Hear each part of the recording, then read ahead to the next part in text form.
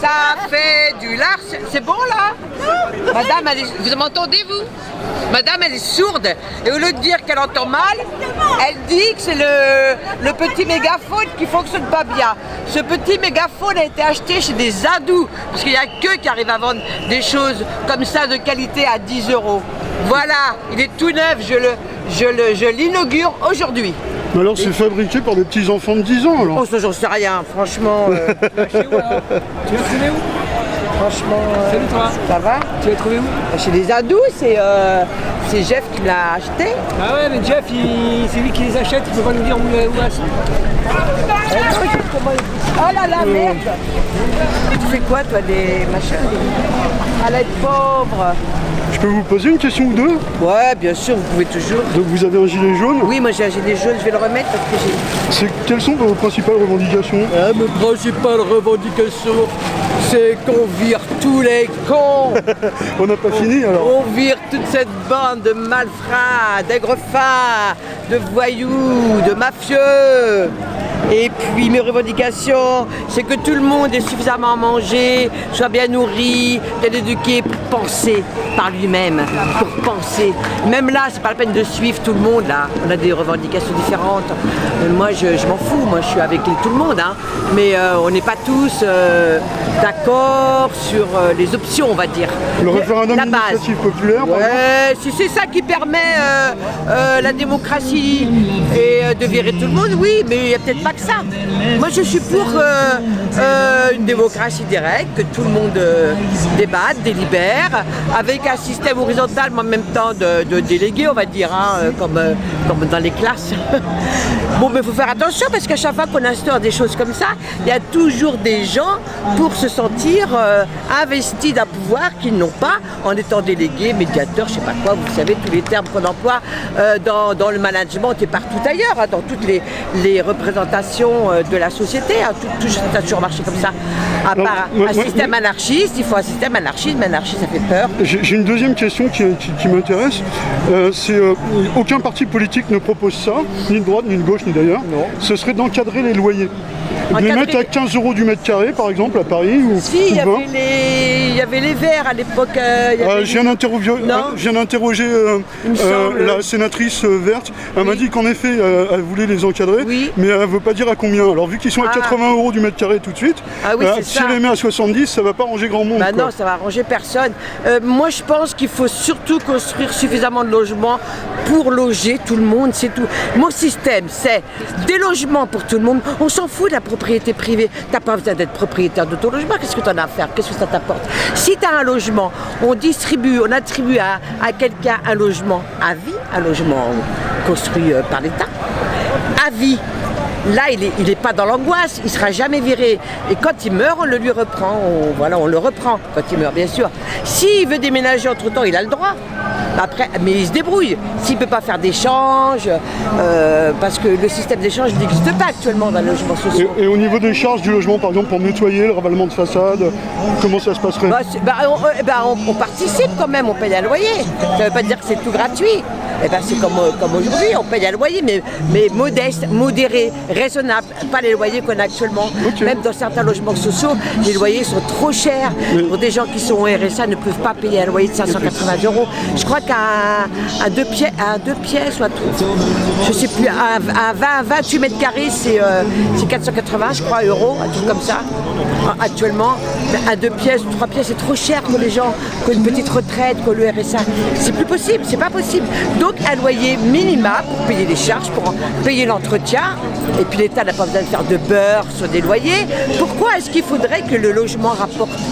C'est ça qu'il faut remettre en cause, cette idéologie de faire du profit de tout. Alors parce que certains disent, enfin comment dire, ils appellent ça des investisseurs. Ouais. Certains disent que s'il n'y avait pas d'investisseurs, il n'y aurait pas de construction, il n'y aurait pas de logement. Dans le système actuel, Ouais. dans le système actuel, c'est pas qu'il n'y aurait pas, c'est qu'on leur a laissé tout le terrain pour investir. On les laisse investir, l'État se couche. Donc les investisseurs privés marchent avec toutes nos gens de droite. Regardez la manif, je croyais qu'il n'y avait pas grand monde, il y a plein de monde. C'est génial. Voilà, c'est pas que c'est les investisseurs qui comme ça tombent du ciel, bien sûr que non, c'est tout est Non, calculé. parce qu'il y a des rentiers qui vivent que de ça, quoi. Bien sûr, c'est anormal.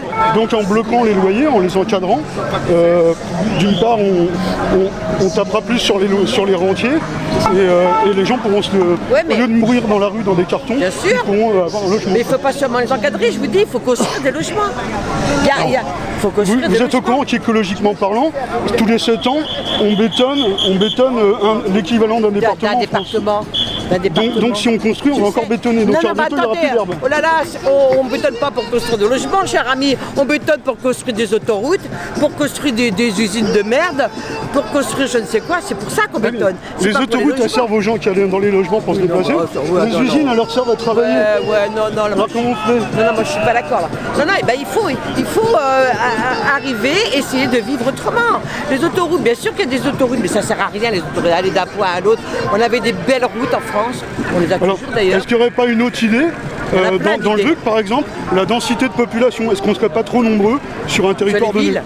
Sur les villes, dans les Bah, dans les oui. villes ou dans la campagne. Dans les campagnes, non, dans les En campagnes. France, bah oui, mais la ville a des goulines sur la campagne. Oui. Vos déchets, ils partent à la campagne. Et puis la campagne vous nourrit. Donc si on grossit les villes, on détruit la campagne, on n'a plus de C'est ce que je nourrir. dis, actuellement on a grossi les villes, tout le monde vit en ville. Alors dans des villes comme Paris, non, en fait dans des villes comme Paris, les gens les plus pauvres, ils les ont quittés, hein. Ils sont en train de les quitter parce que quand vous êtes locataire à Paris, si vous n'avez pas de logement social, vous êtes viré. Enfin, donc les gens sont allés petit à petit dans la banlieue, puis après dans ce qu'on appelle le Grand Paris, la grande banlieue, après la province. Mais tout Paris ça. se remplit toujours autant ben voilà. du nombre de gens que les. Il se Donc remplit est-ce qu'il de faudrait qui pas stopper? Il se remplit de qui? De riches, de gens qui ont les moyens parce qu'ils ont tout boboifié, gentrifié. Et c'est que les gens riches que les moyens de vie à Paris maintenant. Et notamment beaucoup de gens d'étrangers, enfin on va dire d'étrangers entre guillemets. Dans mon quartier c'est plein d'Américains. Comment on fait? Parce que la plupart des partis politiques, ils disent qu'il faut qu'on arrive dans 20 ans à 100 millions de Français. Là, on est 67 millions. Il y a 20 ans, 30 ans, on était 45 millions. Est-ce qu'il faut qu'on soit de plus en plus nombreux? Mais je sais pas pourquoi ils disent ça les partis politiques. Pour la croissance. Mais Ils disent que plus on est, plus il y aura de croissance. Ça de croissance. Voilà.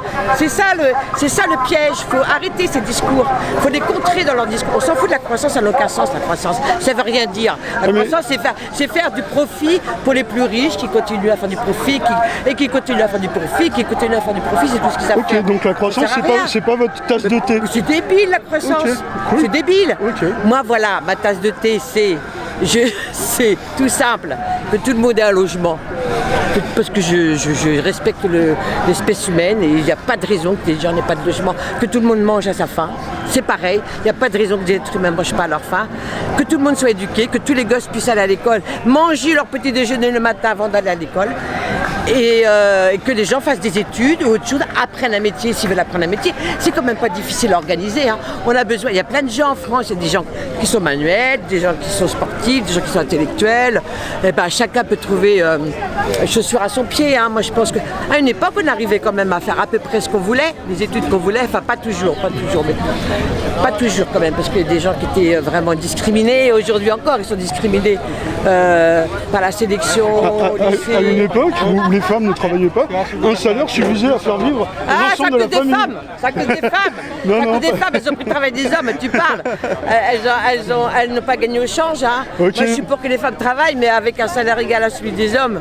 Il y avait Mais comment vous expliquez que maintenant à 2 salaires on n'arrive pas à faire vivre une famille alors qu'à l'époque? parce que le niveau de vie a beaucoup monté, parce que les coûts ont monté, parce qu'on a eu la crise en 2008 qui nous a foutu en l'air. Depuis 90 ça va pas du tout. Parce que Mitterrand il a eu le travail libéraliser ce pays, au lieu d'en faire un pays social. Il l'a ultra libéralisé, il nous a niqué, bien sûr, comme les autres.